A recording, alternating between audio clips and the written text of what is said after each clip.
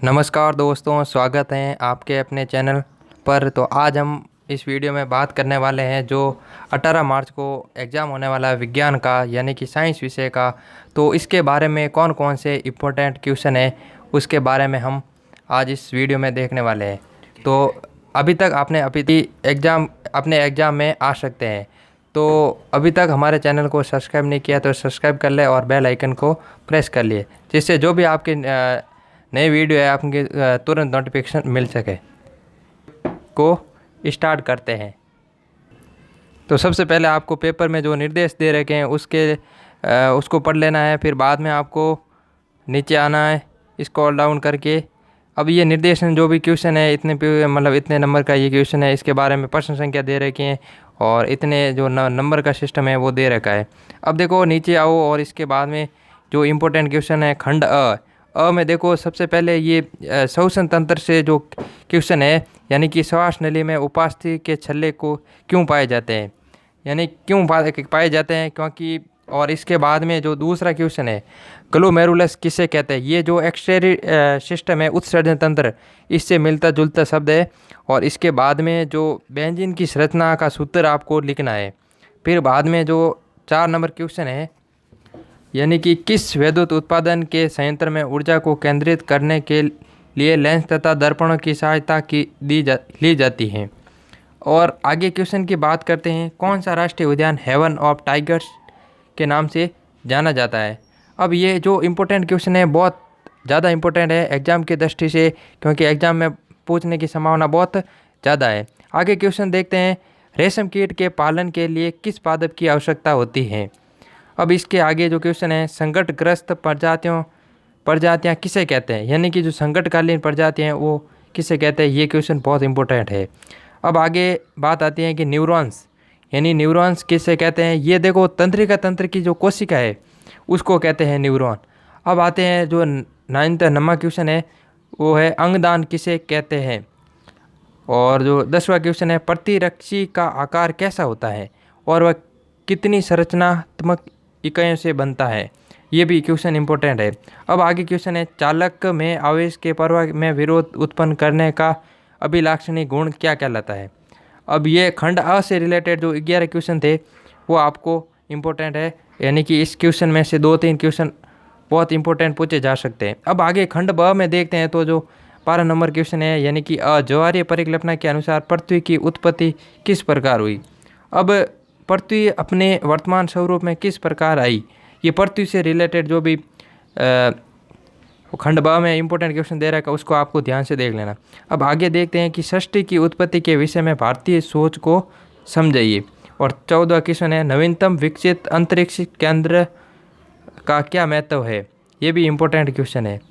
अब आगे 15 number question है, कार की हेडलाइट में एक 12 वोल्ट एवं 60 वोल्ट का बल्ब प्रयोग में लिया जाता है। बल्ब जलाने हेतु विद्युत धारा की गणना कीजिए।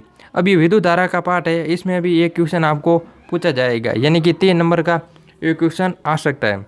अब आगे बात आते हैं, नेत्र ज्योति अच्छी बनी रहे इस हेतु आप किन किन बातों का ध्यान रखेंगे। ये भी क्वेश्चन पूछा जा सकता है। अब आगे बात करते हैं जो शरीर भार सूचकांक, यानी BMI किसे कहते हैं। ये भी क्वेश्चन इंपॉर्टेंट है, यानी BMI बढ़ने से किन किन रोगों के लक्षण होने की संभावना रहती है। अब आगे क्वेश्चन है, जंक फूड खाने से कौन से विकार होने की संभावना रहती है। अब जंक फूड है जो फास्ट फूड है, ये खाने से क्या क्या जो विकार होते हैं उसको संभावना रहती है वो आपको बताना है। अब जैसे 7वां क्वेश्चन है उसका ये क्वेश्चन बहुत इंपॉर्टेंट है, कंकाली रासायनिक समीकरण किसे कहते हैं। रासायनिक समीकरण को संतुलित करना क्यों आवश्यक है, यानी कि जो रासायनिक केमिकल रिएक्शन होती है उसको संतुलित करना क्यों आवश्यक है। अब आगे क्वेश्चन है, रासायनिक समीकरण की विशेषता बतानी है कि भाई इसमें कौन कौन से पार्ट होते हैं, यानी कि जो अभिकारक होता है उत्प्रेरक होता है उसके बारे में बताना है। अब आगे बात करते हैं, सामाजिक वानिकी के प्रमुख घटक कौन कौन से हैं। अब आगे देखो 90 का रमन प्रभाव की खोज के संबंधित 2 विशेषता बतानी है। और ब क्वेश्चन है, ये देखो विज्ञान के क्षेत्र में सर सीवी रमन का योगदान बताना है। अब जो 20वां क्वेश्चन है यानी कि एथीन की इलेक्ट्रॉनिक बिंदु संरचना को समझाना है।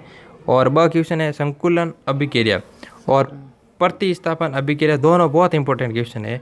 और 21वां क्वेश्चन है देखो, भस्मीकरण की विधि में अपशिष्ट किस राज्य में परिवर्तित हो जाते हैं।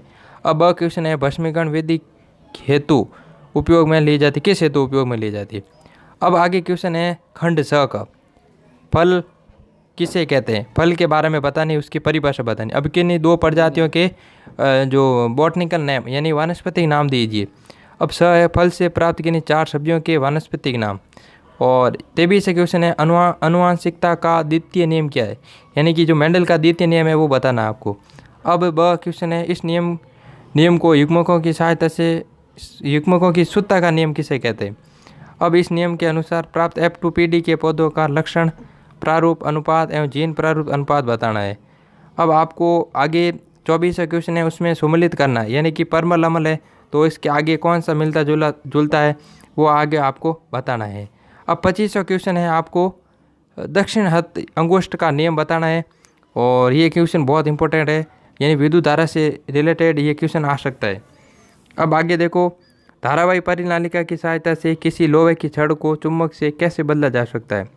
विद्युत ऊर्जा किसे कहते हैं, ये इंपॉर्टेंट क्वेश्चन है। निम्न संयंत्रों में विद्युत धारा का उत्पादन कैसे होता है, जैसे जल विद्युत संयंत्र और पवन बिजली संयंत्र, सौर ऊर्जा संयंत्र पर आपको टिप्पणी लिखनी है। अब आगे 27वां क्वेश्चन है विदेशी प्रजातियों के आक्रमण का जैव विविधता पर क्या प्रभाव होता है। जैव विविधता संरक्षण हेतु राष्ट्रीय स्तर पर हुए प्रयासों को लिखिए। अब इसमें अथवा में क्वेश्चन आएगा आपको, अथवा में क्वेश्चन है देखो, विश्व में सर्वाधिक जैव विविधता कहाँ पाई जाती है। अब जैव विविधता बतानी है कि भाई जैव विविधता कहाँ पाई जाती है। ब क्वेश्चन है जैव विविधता संरक्षण हेतु अंतर्राष्ट्रीय स्तर पर हुए प्रयासों को लिखिए। अब जो लास्ट में जो पार्ट है खंड द में पहला क्वेश्चन है अंतःस्रावी तंत्र का नामांकित डायग्राम बनाना है आपको। फिर बाद में मानव में विभिन्न अंतःस्रावी ग्रंथियों तथा इनसे निकलने वाले हार्मोन का वर्णन करना है। फिर थर्ड क्वेश्चन है थायराइड एवं एड्रिनल ग्रंथि से स्रावित हार्मोन के कार्य बताने। द्वितीयक लैंगिक लक्षण किसे कहते हैं, बहुत इंपॉर्टेंट क्वेश्चन है।